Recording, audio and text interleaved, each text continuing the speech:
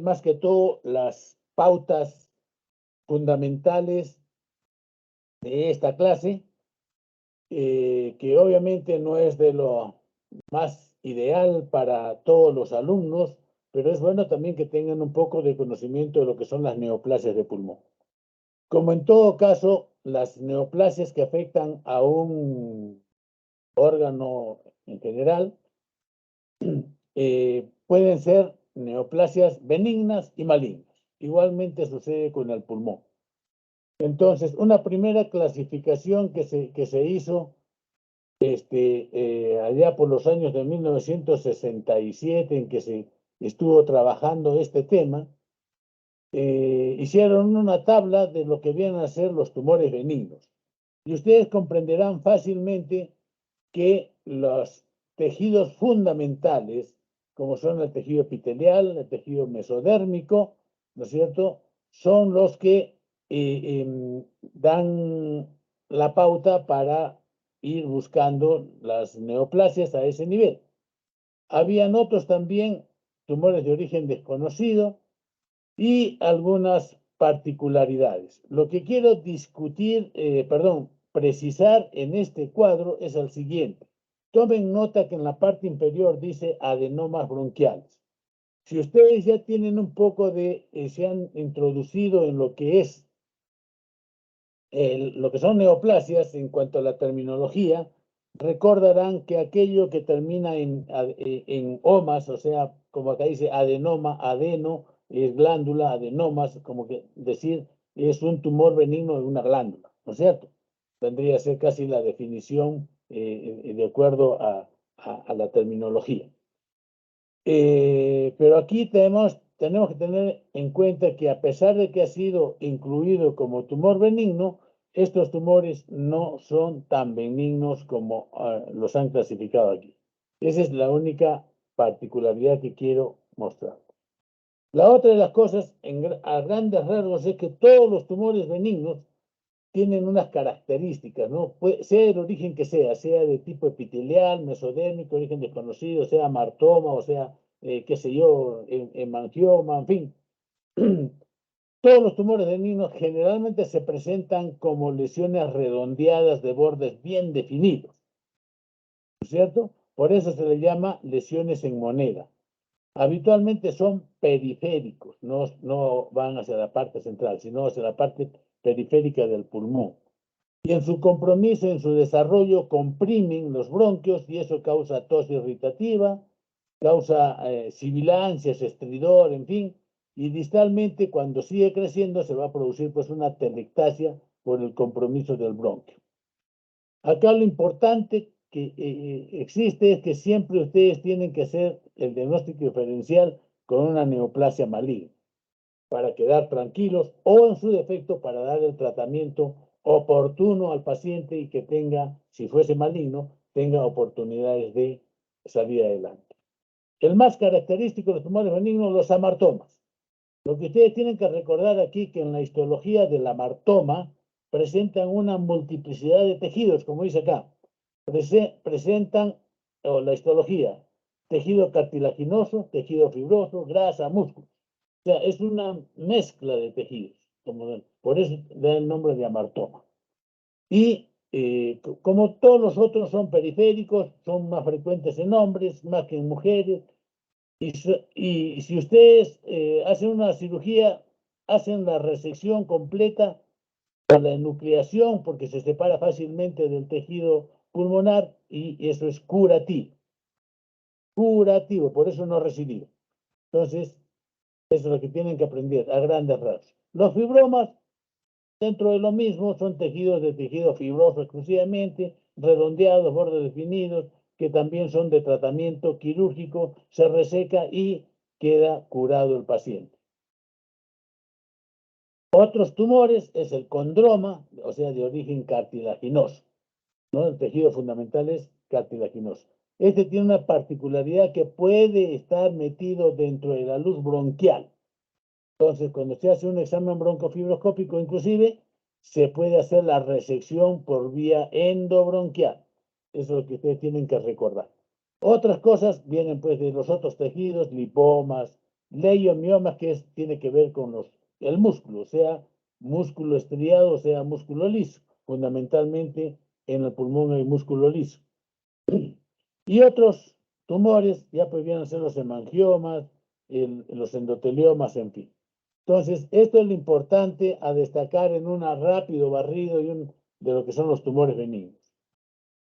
Bien localizados y el tratamiento es quirúrgico y eso es curativo. Aquí entramos algunas palabras de los adenomas, que como dijimos no son tan benignos como se supone. Hay dos clasificaciones, el carcinoide y el de glándulas salivales. A su vez, el de glándulas salivales tiene otras clasificaciones, que es el cilindroma, el mucoepidermoide y pleomórfico. No es importante esto que lo aprendan, ustedes no van a ser patólogos, al no ser que ya alguien se dedique a eso en su momento. Bueno, entonces, lo que tienen que acordarse es estos dos grandes, carcinoide y de glándulas salivales. Tienen que acordarse esas dos cosas fundamentales. El tumor carcinoide es el más frecuente, 9-1, 90%. ¿Ya? Es el más frecuente de los adenomas bronquiales. Es de crecimiento lento, da tiempo para hacer el diagnóstico y para hacer el tratamiento. Pero lean acá, dice crecimiento lento y baja malignidad, no dice que son benignos, baja malignidad por el crecimiento lento. Por eso digo, no son tan benignos como lo clasificaron. Produce serotonina, o sea, la 5-hidroxitriptamina con triptofano, que es el que da el síndrome carcinoide, por eso el nombre, síndrome carcinoide. ¿No es cierto? Ustedes ya de repente han visto tumores del apéndice y ahí se refleja, por ejemplo, el síndrome carcinoide. Esto es lo mismo. Se desarrolla fundamentalmente en los bronquios principales y se le llama tumor iceberg. ¿Por qué? Porque va creciendo en la parte interna y aparece una puntita en la luz bronquial, de tal manera que el endoscopista cuando está mirando ve que una pequeña prominencia, pero en la tomografía, ya no hablemos de radiografía tanto, porque ya casi se está usando poco, en la tomografía vemos que hay una gran masa en la parte parenquimal. Por eso se le dice tumor iceberg. Generalmente son asintomáticos, pero ya dan molestias cuando ha crecido pues mucho, ¿no es cierto? Y dan algunas manifestaciones relacionadas con el síndrome carcinoide, aunque, como lo dice acá, es raro, no es frecuente como lo es a otros niveles. Síndrome carcinoide por tumores en la parte de la apéndice fecal, por ejemplo, o de las glándulas, de las amígdalas. El síndrome carcinoide, lo hemos anotado, eso sí, más bien, es ruborización cutánea, telangiectasia, dolor abdominal, diarrea, sibilancia y lesión valvular. Ese es un recuerdo para todos. Bueno, la resección es fundamentalmente curativa. Y cuando es de glándulas salivales es menos frecuente, solo el 10% de los adenomas, ¿no es cierto? Tiene distintas clasificaciones, pero es mucho más maligno, da metástasis precoz, ¿no es cierto? Da metástasis y es mucho más maligno. Por lo tanto, el tratamiento quirúrgico no es lo mejor que se pueda pensar. Acá tienen ustedes un ejemplo de lo que es el tumor iceberg. Vean ustedes, gran parte en el parénquima y aparece un poquito en la luz bronquial. De ahí viene el nombre de tumor iceberg. En este derrotero rápido, tumores de la pleura parietal o pleura visceral. Estos tumores pueden ser localizados o pueden ser generalizados, se diseminan en toda la pleura. Cuando es localizado, enhorabuena para quien lo sufre, ¿no es cierto? Que no es el otro tipo, que es de presentación rara, pero solamente afecta a una pequeña porción de la pleura. Diagnosticado, se hace la resección quirúrgica y queda curado. En cambio, el difuso sí es muy agresivo. Es muy agresivo. No solamente se extiende a través de toda la pleura parietal, visceral, invade el parénquima, invade la pared torácica. O sea, se extiende mucho. Ya está. Por eso se dice que es agresivo localmente. Tiene relación con cuando se trabaja con asbesto, por ejemplo, en las fábricas que hacen frenos, también se refiere a estos pegamentos que se usan en las pistas para hacer la carpeta asfáltica. En algún tipo de exposiciones ocupacionales también tienen relación con ello, y a los que reciben mucha radioterapia. Son de dos tipos, epitelial y sarcomatoso. Mayor edad están los 60 años. Los síntomas en general de todo lo que es la patología tumoral a nivel pulmonar es imprecisa. No hay nada, ninguna sintomatología que sea patognomónica que nos haga decir estamos frente probablemente a una neoplasia.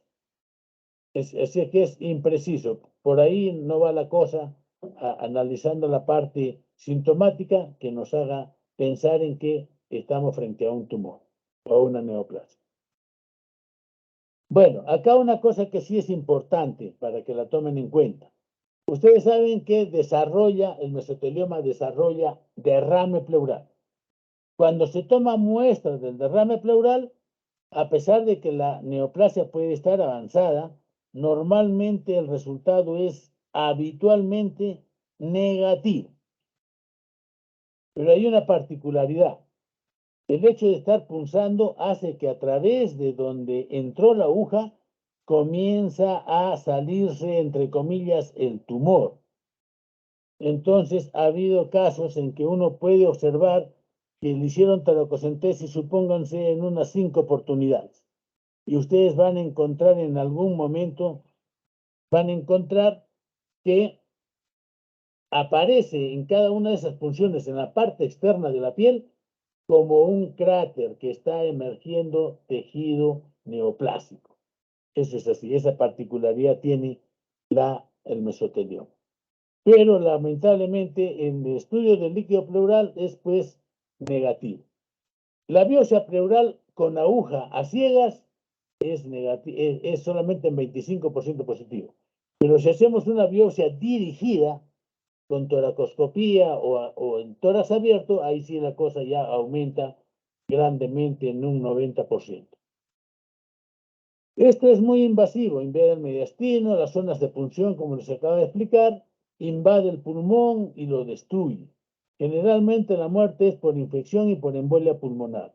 El pronóstico es pésimo en 1 a 2 años, y lo peor es que causa un dolor intratable. Eso es lo peor del mesotelioma maligno. Acá tienen un pequeño ejemplo, por ejemplo, esta imagen, verán ustedes cómo invade el tumor tanto la pared como el pulmón, ¿no es cierto? Ese es a grandes rasgos. La mortalidad. La mortalidad aquí, lo que queremos llamar la atención es que este es un cuadro general en Estados Unidos. Las enfermedades del corazón es la primera causa. Las enfermedades de las neoplasias vienen a ser la segunda causa de muerte en Estados Unidos. ¿Ah? Ahora, tenemos acá otro dato. El cáncer de pulmón viene a representar un alto porcentaje de todos los casos nuevos, 13.5% de los casos nuevos. En 2021, vean ustedes el número, el número de casos es bastante alto. Sigue siendo importante el número de neoplasias de pulmón, a pesar de que ya se ha hecho muchas campañas para eliminar el cigarrillo, pero ya también ha cambiado la neoplasia de pulmón. Ya no tiene, antiguamente con la neoplasia de pulmón tenían relación directa con el hábito de fumar y daba carcinoma broncogénico epidermoide. Ahora no, está dando carcinoma broncogénico, pero de tipo adenocarcinoma, es el que está predominando. No tiene relación directa con el hábito de fumar. ¿Ya? Entonces ha cambiado todo lo que viene a ser el origen de las neoplasias. Pero en líneas generales sigue siendo alta la cantidad de casos nuevos en Estados Unidos. Lo que sí tienen que tener en cuenta es que por causa de muerte, en primer lugar de mortalidad, tanto en hombre como mujer, el pulmón se lleva la bandera. En el hombre es más frecuente la neoplasia de próstata, pero no es la primera causa de muerte. En la mujer igual, primera causa cáncer de mama, pero no es la primera causa de mortalidad, eso ténganlo presente. En líneas generales, la sobrevida del cáncer de pulmón en la mayoría de los casos no va más allá de 5 años. Es bastante baja la sobrevida.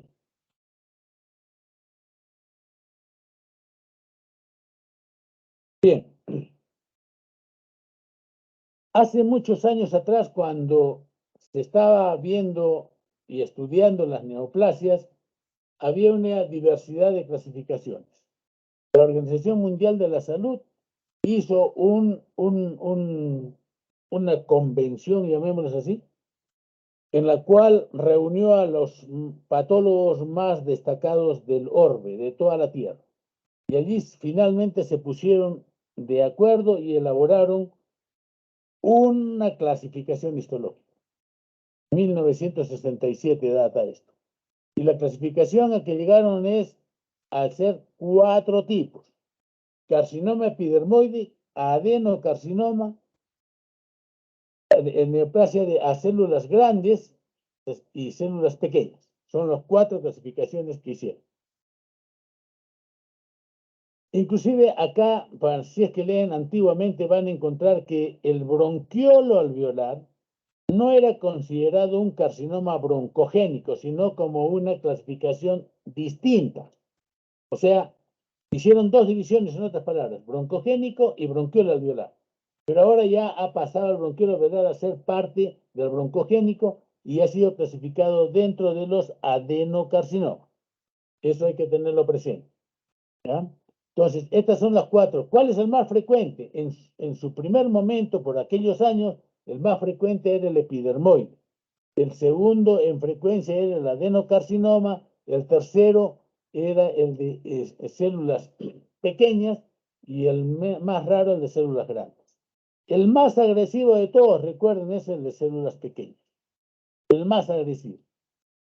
El carcinoma broncogénico epidermoide es, dentro de ellos acuérdense lo fundamental, que da más en hombres, tiene relación directa con el hábito fumar, ¿no es cierto? Da una masa que da metástasis tardías. Su mortalidad es baja y da tiempo a que se opere y por lo tanto sea curativa la cirugía. Eso es lo que tienen que acordarse a grandes rasgos del broncogénico epidermoide. Relación con el hábito fumar, más frecuente en varones. Era el más frecuente, pero ahora ha pasado al segundo en frecuencia. ¿No es cierto? Metástasis tardía y por lo tanto es curativo. Su mortalidad es baja. Acá tienen un ejemplo que ya lo revisan con tiempo. Ya está. Y vean acá lo destacable en esta parte central. El tumor, a pesar de estar bien cerca al hilio, vean ustedes, la metástasis no da. Acá te han graficado en esta parte, en la parte subcarinal o paratraqueal, ven ustedes los ganglios que no están tomados. Lo van a ver más adelante con las otras imágenes. No están tomados. Esto es lo que quiere destacar aquí el autor. Que a pesar de ser grande el tumor, no hay invasión así, a pesar que aparentemente parece que es cercano. El cáncer de células grandes. Este es un carcinoma indiferenciado, pero lo único destacable es que las células son grandes. Lo que da aquí es que es maligno, da metástasis precoz, pero dentro de ellos no es tan maligno como el de células pequeñas. ¿No es cierto? Entonces, aquí la radioterapia, la quimioterapia, al igual que en las células pequeñas, no tiene mucho que ayudar. Inclusive la quimioterapia no ayuda mucho, tanto en las células grandes como en las de células pequeñas. En lo que ayuda algo es en el carcinoma broncogénico epidermoide y algo en el adenocarcinoma que vamos a ver luego. Acá vean ustedes el ejemplo de células grandes, metástasis precoz. Está un poco más lejos del hilio, así lo ha representado Netter, pero ya invadió los ganglios subcarinales y paratraqueales. Y acá abajo, que ven ustedes, son células grandes, pues con una gran mitosis ahí a nivel de los núcleos. El de células pequeñas es el tercero en frecuencia, ¿no es cierto? El tercero en frecuencia. Primero ahora es el adenocarcinoma, segundo el epidermoide, tercero las células pequeñas, pero este es el más agresivo de todos. La sobrevida es muy corta, no sirve la quimioterapia ni la radioterapia. Y tiene una particularidad, a veces da manifestaciones porque da gránulos secretores, como la adenocorticotrofina, la hormona antidiurética, da neuromiopatías, en fin. ¿No es cierto? Da algunas manifestaciones que no son las típicas, no son las típicas y por lo tanto como que alertan, pero es un poco difícil hacer el diagnóstico. No es quirúrgico de ninguna manera, solo se insiste en dar algo de tratamiento con quimio y radio. Ha mejorado algo la sobrevida con el avance del tiempo, pero no es lo fundamental. Acá ustedes ven, perdón, la gran pignosis, o sea, son células pequeñas, pero que hay una mitosis tremenda. Y vean ustedes cómo avanza, ¿no? Rápidamente da metástasis. El adenocarcinoma es la cuarta forma, es el primero en frecuencia en la actualidad.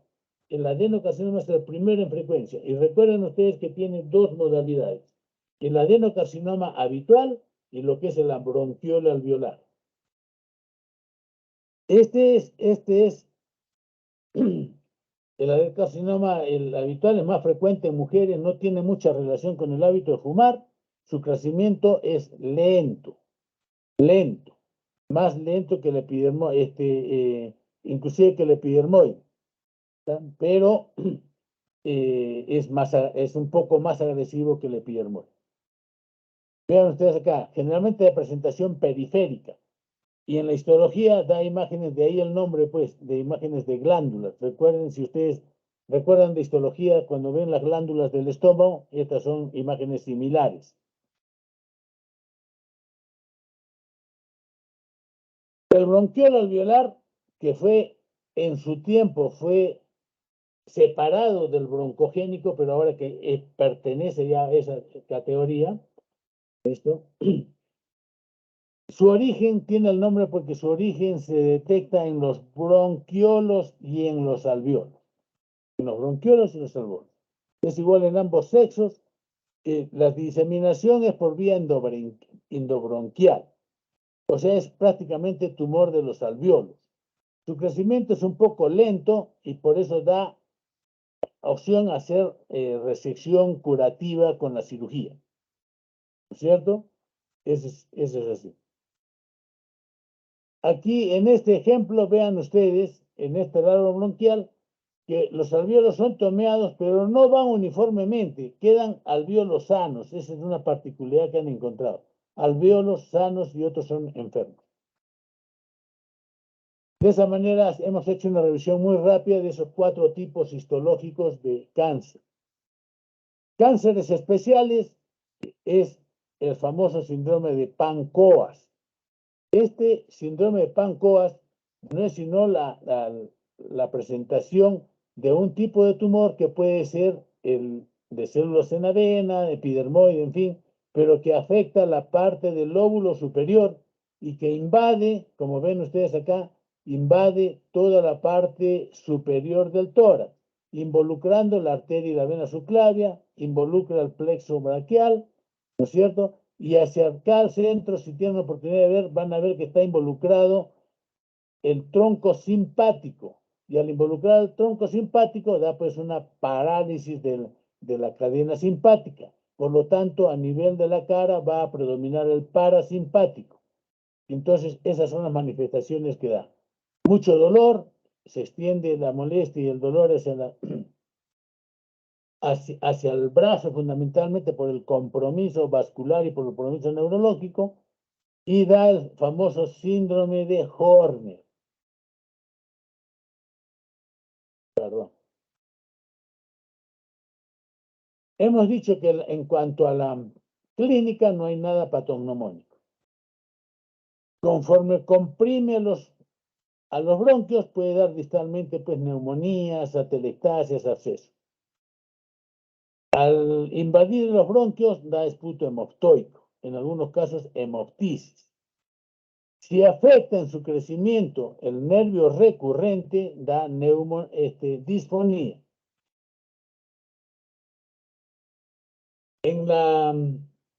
Si nosotros analizamos el derrame pleural neoplásico, vamos a encontrar algunas particularidades, como hay baja cantidad de leucocitos, el DHL es mayor que lo normal en el suero y las proteínas también son altas, ¿no es cierto? ¿Dónde está?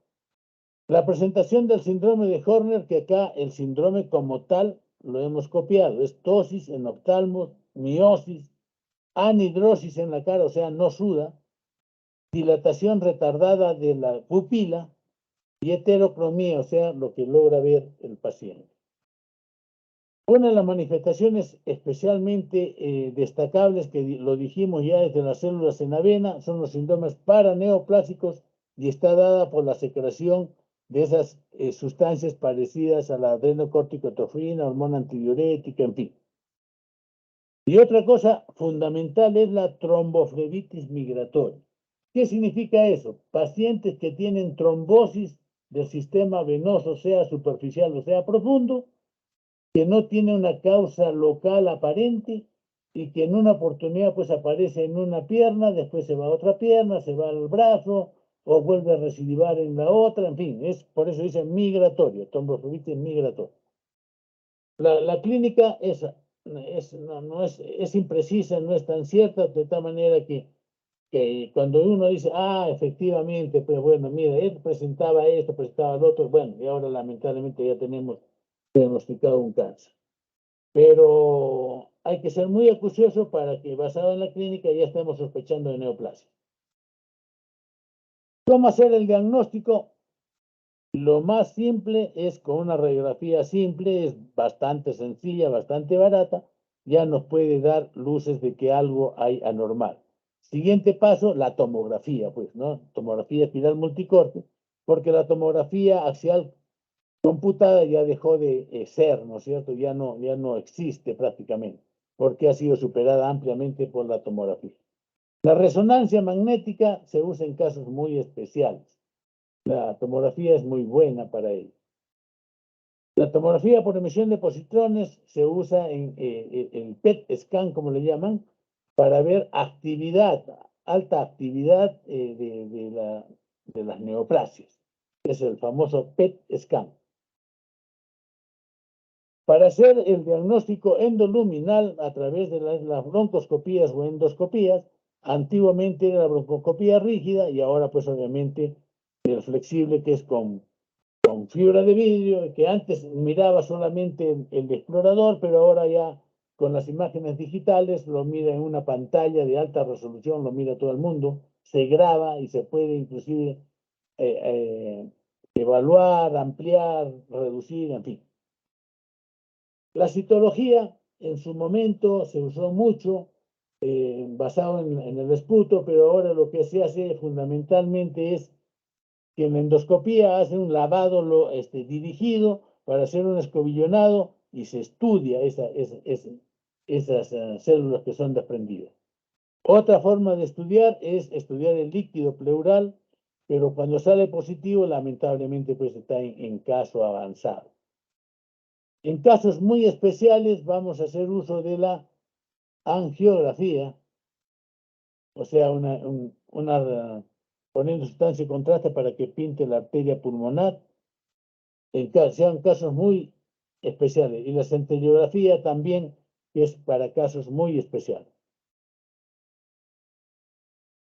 En cuanto al laboratorio, o sea, análisis de sangre, los biomarcadores que llaman la atención y que nos pueden ir orientando hacia la posibilidad de una neoplasia de pulmón, es el CA125, el CEA o carcino embrionario, la citoqueratina 19 y el precursor de la proteína B del surfactante.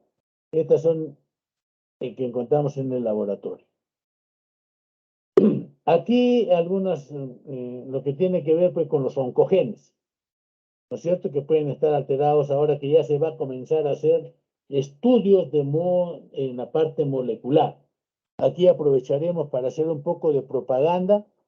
La facultad ha encargado al doctor Carnero, que es oncólogo, obviamente esto propuesto por el decano, que se encargue de una unidad que se va a dedicar a la investigación. Van a hacer o están ya en camino a hacer convenio con Roche, Laboratorios Roche, y se va a comenzar a trabajar con todo esto de oncogenes en lo que se refiere a las neoplasias. Entonces, en un tiempo, creo, no muy lejano, la Facultad de Medicina o la universidad en general va a contar con un convenio con Laboratorios Roche para trabajar toda esta parte genética de las neoplasias en general, no solamente de pulmón, sino en general. Entonces, esa es una primicia que, bueno, algunos ya creo que la saben. Esto es una imagen de lo que era antes la broncoscopía rígida, ya prácticamente no se usa porque ha sido ampliamente superada por la broncofibroscopía flexible. Inclusive, como ustedes verán en estas imágenes, él examinaba solamente uno, el examinador, a través de esta lente. Después se adicionó un tutorial para el cual el ayudante también podía ver lo mismo que ve acá, pero ahora ya está en las imágenes digitalizadas y ya el explorador no está ahí metiendo su ojo, sino lo ve a través de una pantalla gigante con alta resolución. Para hacer el diagnóstico se puede recurrir a las famosas biopsias. Las endoscopías, que es a través obviamente del broncoscopio rígido o el flexible, y ahora se usa el flexible. Antiguamente, las famosas biopsias percutáneas, que ahora con ayuda del tomógrafo se hacen las biopsias dirigidas con ayuda del tomógrafo. Antiguamente se hacían nada más tomando en cuenta las radiografías, se hacía una proyección y ahí se aspiraba con una aguja bastante delgada para no causar neumotoras ni hacer sangrado. Obviamente, cuando el tumor era muy central, no se aplicaba esta técnica. Biopsias con aguja, de la biopsia pleural. El tipo de agujas que se hace para este tipo de toma de muestras toman el nombre de agujas de Abrams o de Cope. Muy bien. Otra forma de hacer diagnóstico es la mediastinoscopía. Pero ojo, la mediastinoscopía es un examen que da la impresión, como ahora dicen, vamos a hacer una laparoscopía. Entonces alguien ingresa y examina todo el abdomen. La mediastinoscopía no es así. Es una visión del mediastino, pero que es muy dirigida. Va prácticamente solamente a investigar los ganglios paratraqueales y subcarinales. Nada más, no da para nada. El estudio de los ganglios preescalénicos de Daniels.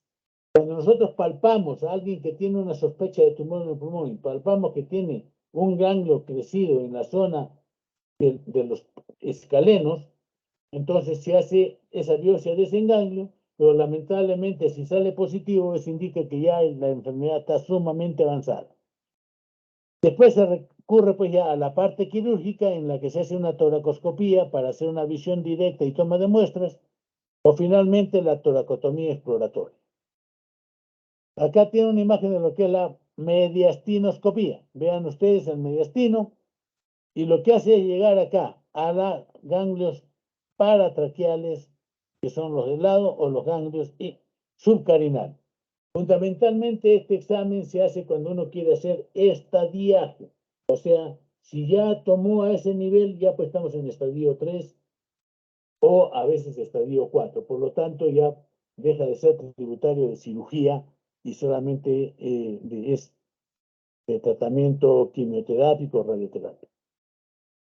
Este es un cuadro rápido que estamos viendo de lo que vienen a ser las manifestaciones de los síndromes paraneoplásicos, en la cual no solamente el de células en la vena da estos casos, sino también células epidermoides. Las dos primeras están dadas por las células en la vena o células pequeñas, y la tercera está dada por las células epidermoides.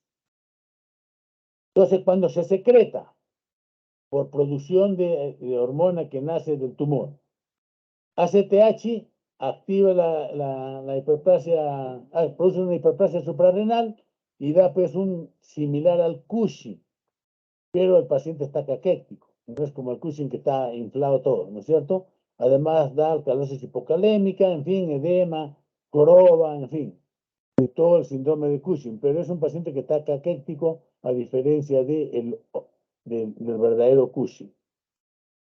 Secreción de hormona antidiurética. ¿Qué hace? Evita pues que orine, que se elimine líquido. Entonces el paciente se encharca. Por lo tanto, se produce una hemodilución y hiponatremia. Y si hay hiponatremia y hemodilución, hay edema cerebral y eso lleva a convulsiones y a afectación del sistema nervioso central. Perdón. La otra, la secreción de paratormona, tiene que ver con el metabolismo del calcio y ahí puede dar coma por hipercalcemia. También afecta la parte genital por efectos gonadotrópicos. Hace crecer la mama, el vello en la mujer, en fin, ¿no es cierto? Otro de los sistemas es el famoso síndrome de Lambert-Eaton. Este es casi similar a la miastenia gravis. Lo interesante es que la miastenia gravis es de músculos pequeños. El Lambert-Eaton es de músculos grandes. Por lo tanto, tienen que ver con lo que se llama la cintura pélvica. O sea, la miastenia gravis da los músculos de las manos, los pies. En cambio, el Lambert-Eaton da de la parte de los glúteos o de la parte del muslo. Es la diferencia. Ataxia cerebelosa. El paciente camina medio tambaleándose, ¿no es cierto? Y otra de las manifestaciones es manifestaciones osteoarticulares, como es las famosas dedos en palillo de tambor y en lo que es la radiografía, una hipertrofia de la parte externa de los huesos. ¿Verdad? Una formación superióstica da de nuevo hueso y entonces se aumenta la densidad en los huesos. Bueno, esta es una rápida revisión, así a grandes rasgos, las manifestaciones de las neoplasias en general. Aquí caemos ahora en lo que viene a ser la modernidad, de las clasificaciones en general que no tienen que ver con la otra, que es histológica. Esta es en la que ya la conocen ustedes, el TNM, que tiene que ver T de tumor, N de ganglios y M de metástasis. ¿No es cierto? Esto es lo más socorrido. Aquí, T0, no hay evidencia de tumor, cero, no hay nada pues negativo. TX, X, como los hombres X, ¿no? Es decir, no hay neoplasia en algún lugar, pero no se sabe, es desconocido. ¿Dónde está el verdadero tumor? No se identifica. Por eso dice TX. Y luego, de acuerdo al tamaño y a la localización, se le clasifica en 1, 2 y 3. Haciendo, digamos, este repaso muy así acelerado, debo dejarles en cuenta lo siguiente. Si ustedes encuentran que el paciente tiene derrame pleural de tipo neoplásico, automáticamente, así tenga un tumor pequeño, menor de 3 centímetros, por ejemplo, entraría en el terreno del T1. Pero si yo tengo un tumor pequeño y ya tiene derrame pleural neoplásico, automáticamente se le califica T3. En cuanto a los ganglios linfáticos, estos van de acuerdo a, digamos, a las estaciones. Si son los que están cerca al tumor, N1, si son los que están más a distancia, N2. Y finalmente la metástasis hacia otros lugares. Es M0 si hay metástasis y M1 si es que, uno es si no hay y el otro es si hay metástasis. Ese es el famoso TNM. Y eso nos ayuda a hacer la clasificación. Y esta clasificación viene a ayudar para fundamentalmente ver si tiene posibilidades quirúrgicas o no. Esto lo leen con cierta calma. En el T se tiene que ver el tamaño del tumor. Segundo lugar, si hay infiltrado o toma de los ganglios y si hay metástasis a distancia. Entonces, jugando con estos valores, vamos a tener lo que se llama la clasificación del TNM, que nos va a dar posibilidades, si es que tiene chance quirúrgico o no. Esa es la base. Aquí tenemos un cuadro en la cual hacemos la clasificación y nos va a servir para si es que podemos intervenir quirúrgicamente o no, si es recomendable o no. Aquí, por ejemplo, tienen un pancoas o un tumor que excedió la pleura. Este es un T3. Ya, entonces, aquí ya prácticamente la parte de la resección está un poco alejada de las posibilidades de resección quirúrgica. El estadiaje, que tiene que ver con el estadio 1, es la combinación de T, de N y de M, ¿no es cierto? Por ejemplo, en el estadio 1, por ejemplo, pueden llegar a ser un tumor que tiene un tumor un poquito más de 3 centímetros, que ha tomado ganglios locales, pero que todavía no hay metástasis a distancia.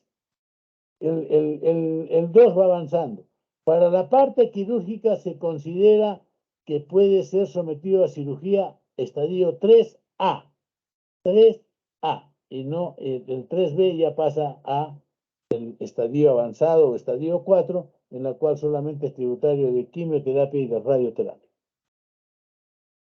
Algunos ejemplos aquí de lo que es etapa 1, vean tumor pequeño que está lejos de la carina, en fin, que no ha afectado la pleura, no ha salido del pulmón, en otras palabras. La etapa 2 ya toma ganglios y el tumor es un poco más grande. La etapa 3, ya vean ustedes, como es el páncreas o ya excedió la parte de la pleura y ya los ganglios están tomados. Acá 3B, ya pues ustedes ven tomados los ganglios paratraqueales y acá, este es el preescalénico, vean ustedes, esto de la parte de arriba. Entonces, ese se consigue con la biopsia de Daniel. Si ya está positivo, quiere decir que ya está en un T3 o T4, entonces ya no es tributario de ningún tipo de tratamiento quirúrgico, sino solamente paliativo con las otras cosas que vamos a ver. En cuanto al tratamiento, a grandes rasgos, todos los que son tributarios de cirugía, hasta T3B, perdón, T3A. Y lo demás va a quimioterapia y radioterapia. Igualmente, los que son rescatados de cirugía pueden llegar a necesitar quimioterapia o radioterapia complementaria. Eso hay que tenerlo en cuenta. Y lo que sí más bien es en la actualidad se está trabajando muchísimo en todo lo que son terapias biológicas. Terapias biológicas. En ello que tenemos interferones, interleuquinas, factores estimulantes de colonia, anticuerpos monoclonales, vacunas, la terapia génica, o sea, están yendo ya hacia los genes para hacer modificaciones a este nivel y así tratar de mejorar. Pues, ya está. O sustancias inmunomoduladoras que son inespecíficas y que tratan a cualquier tipo de cáncer, ¿no? Pues todas estas terapias están en desarrollo, uno más que en otras, se están logrando grandes avances en este sentido. Entonces, esto está ayudando, pero ojo, en el cáncer de pulmón, lamentablemente no están dando muy buenos resultados. Todavía se resisten. Por eso la sobrevida en el cáncer de pulmón es corta. Finalmente, hemos hablado de histología, hemos hablado del TNM y de sus clasificaciones. Pero la modernidad ahora para el tratamiento ha dividido el cáncer de pulmón en dos. El cáncer de células pequeñas y el cáncer de células no pequeñas.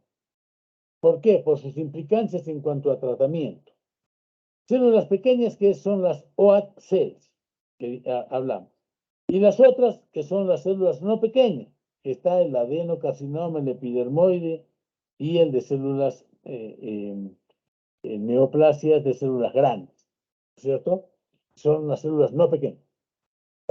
Ahora, el de células pequeñas es tributario solamente de quimioterapia, radioterapia y de terapia génica, por decir así, ¿no es cierto? O terapia biológica.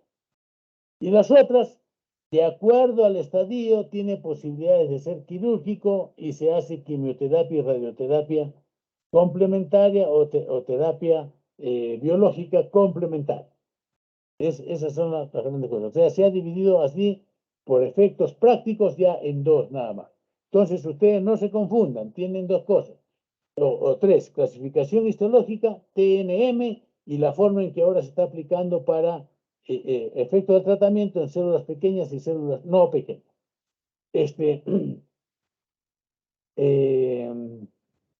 Esto en inglés es small cell y no small cell, ¿correcto? Cuando es estadio 4, lamentablemente la quimioterapia paliativa, la radioterapia, todo ello no ha dado muy buenos resultados. Se viene ideando muchas cosas. Vean ustedes acá, esta es una diapositiva en la cual mostramos que allá por 2008 los cubanos anunciaron que tenían vacuna contra el cáncer. Presentaron algunos casos, pero como ustedes verán, la cosa no ha avanzado grandemente. Por eso, a grandes rasgos, esta aseveración, que no es mía, es copiada, tiene sus implicancias a grandes rasgos en todo lo que es la neoplasia pulmón. Y dice así: el cáncer de pulmón es una de las neoplasias más agresivas y mortales del mundo. Ya lo hemos visto en Estados Unidos, que ocupa el primer lugar. Hoy en día es posible realizar diagnósticos más tempranos. Además, contamos con un mejor panel de drogas anticancerígenas. Sin embargo, la sobrevida de los pacientes es menos del 15% a 5 años. Por eso el futuro del que sufre neoplasia pulmón es un poco, digamos así, penosa, porque no hay sobrevida a grandes rasgos después de los 5 años. La nueva tendencia es explorar la terapia génica y las vacunas terapéuticas como una alternativa para el tratamiento del cáncer. Y con estas nuevas herramientas se pretende incrementar la sobrevida de los pacientes y disminuir los costos de tratamiento. Esta acepción, como le digo, ya tiene varios años, pero sigue teniendo vigencia. Esta es una manera muy rápida que hemos hecho para revisar todo lo que son las neoplasias benignas y malignas de pulmón. No hemos querido detenernos porque los valientes son pocos.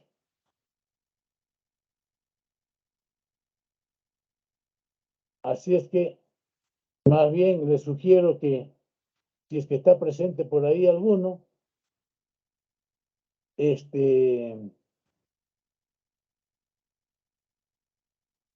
los tips que le hemos dado los guarden.